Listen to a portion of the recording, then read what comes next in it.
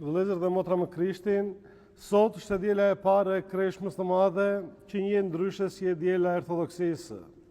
Një ditë me përmbajtje të thellë liturgjike si e djela e parë e Kreshmës dhe një festim me peshë të veçantë historike, si dita e restaurimit të ikonave të shenjta, por edhe një kremtim me ngarkesë të vërtet teologjike.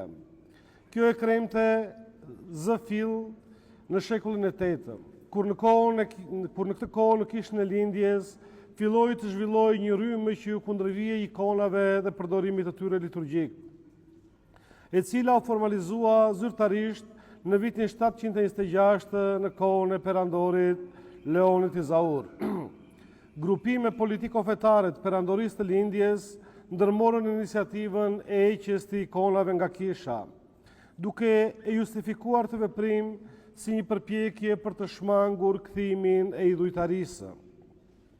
Refuzimi i ikonave u bë fokusi kryesor i kësaj rrymë eretike që në kishën njihet me emrin si ikonoklazëm. Por në kontekstin duke justifikuar se në dhjetën e vjetër ekziston një urdhëresë e cila ndalon bërjen e imazheve. Por në kontekstin e krishterë, kjo gjë merri kuptim krejt të ndryshëm, sepse Zoti u mishërua dhe u bë njeri dhe të gjithë e panë e prekën dhe u shoqëruan me atë.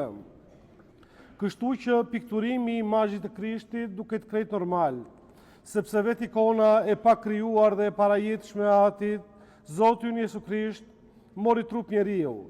Kështu imazhi i fjalës Perëndit të mishëruar ishte jo vetëm i mundshëm, por dhe i dëshiruar prej të krishterëve.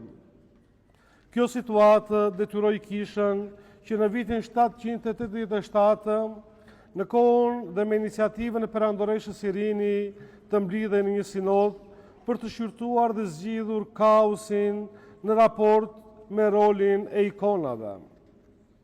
Ajo që etrit që mbronin ikonat panë si rrezikun të madh në këtë situatë nuk ishte thjesht pikturimi apo mos pikturimi një ikone.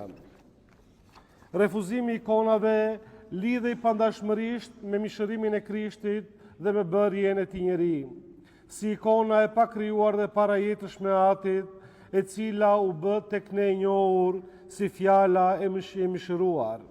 Mbrojtja e ikonave kishte të bënte me mbrojtjen e të vërtetës më të madhe teologjike të kishës, që është mishërimi i birit, prej nga burojnë të vërtetat e tjera të besimit, por edhe vetë shpëtimi, i cili realizohet në birin e mishëruar. Pra mohimi i ikonës së Krishtit lidhej direkt me mohimin e faktit që Krishti u bë njeri. Kështu etrit e mbledhur në sinod artikuluan atë çfarë kisha besonte dhe atë çka ishte ndërgjegja dhe përvoja e saj adhuruese, si trupi mistik i Krishtit. Me paraqitjen ikonike të karakteristikave të natyrës njerëzore të Krishtit, dëshmoj me fjalën Perëndi që u bë njeri. Ashtu si kundur i bëj dukshëm historikisht me mishërimin e tij. Kështu në ikonën e Jesu Krishtit kemi përshkrimin e natyrës së tij të dukshme dhe njerëzore. Ndërsa ikonat e shenjtorëve janë antarë të lavdëruar dhe të shenjtoruar të trupit të kishës që na shfaqin dhe na bëjnë të prekshme perspektivën e mbretërisë së qiellit. Ikona të cilat bëhen prurëse të hirit hynor të vetë shenjtorit që paraqitet tek ato. Pranderimi i ikonave përbën një mënyrë për të nderuar prototipat e ikonizuar, por njëkohësisht dhe një mënyrë për të marrë pjesë në shenjtërinë e tyre, e cila nëpërmjet hirit hynor mbartet tek shenjtori ikonizuar dhe prek besimtarin. Por restaurimi përfundimtar i ikonave do të realizohej shumë vite më pas. Në 11 mars të vitit 843, në kohën e perandoreshës Teodora dhe të patriarkut Metodh, pikërisht kjo ditë e dielë, përkoi me të dielën e parë të Kreshmës.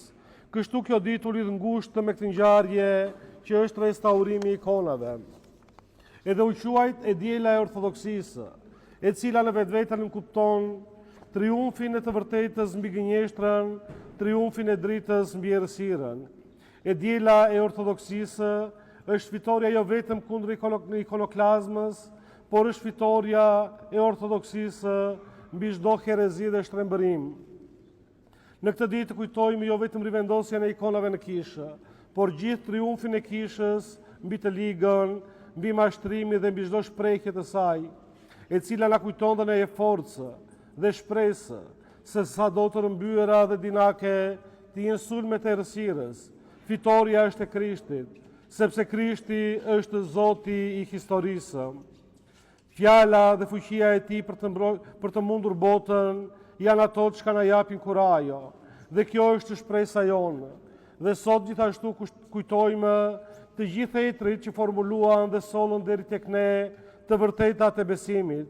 Pjesëmarrja jonë në këtë kremtim është përjetimi shpirtëror i gjithë përvojës dhe historisë të kishës, e cila mjafton në këtë periudhë meditimi dhe pastrimi shpirtëror të ridimensionojmë jetën tonë, duke i lënë më tepër hapësirë Zotit në jetën tonë. Periudha e kreshmës ishte mundësi për secilin nga ne. Gjithashtu dhe e diela e ortodoksisë na fton dhe një herë të shikojmë veten tonë, se cili është raporti ynë me besimin, dhe të shërbejë si piknisje për të kuptuar dhe njohur më thella të çka ne besojmë. Etrit e kishës e njihnin mirë doktrinën, prandaj dhe patën mundësi që ta mbrojnë atë. Le të përpiqemi dhe ne ta njohim dhe ta mbrojmë atë çka ne besojmë, ashtu si kundër në shekuj mira konfesorë, martirë, të cilët danë dhe jetën e tyre për të mbrojtur këtë besim për shumë vjetë.